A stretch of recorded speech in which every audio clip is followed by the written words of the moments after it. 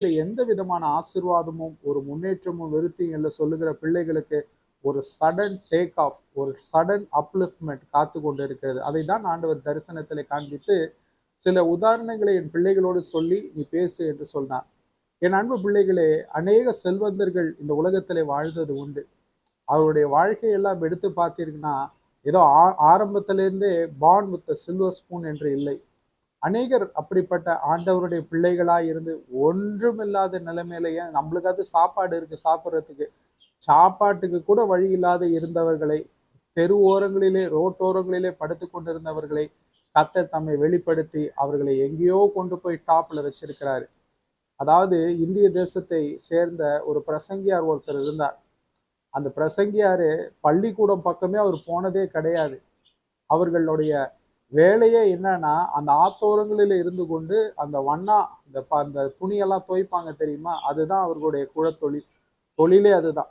குலத்தொழிலே அதுதான். வம்சாவழியா அவங்க பண்ற தொழிலே அதுதான். ஆனா அவரை கொண்டு போய் ஒரு பெரிய ஒரு பட்டினத்திலே ஆண்டவர் வைத்து, அவர் ஃப்ளைட் எல்லாம் ஆண்டவர் அவருக்கு கொடுத்தார். சொந்தமா நம்மலாம் ஃப்ளைட்ல போயிட்டு வரதே அரிதா இருக்குது. அவருக்கு சொந்தமா ஃப்ளைட் எல்லாம் கொடுத்து, அந்த தேசத்துடைய அந்த வெளிநாட்டில் இருக்கிற அந்த தேசத்துடைய ஜனாதிபதியே அவருடைய கூட்டங்கள், ஆவிக்குரிய கூட்டங்கள்ல வந்து கலந்து கொண்டு அவரிடத்துல இருந்து ஆசீஸ் பெற்றவராய் போவார். அப்படி இருக்கும்போது என் பிள்ளைகளே, ஒரு காரியத்தை நீங்க உங்க வாழ்க்கையை இது வரைக்கும் நீங்க உங்களுடைய சுயபலத்துல நடத்தி வரல. ஒண்ணுமே இல்லைன்னா கூட இந்த ஜீவன் ஆண்டவர் காப்பாத்தி வச்சிருக்கிறார்ல.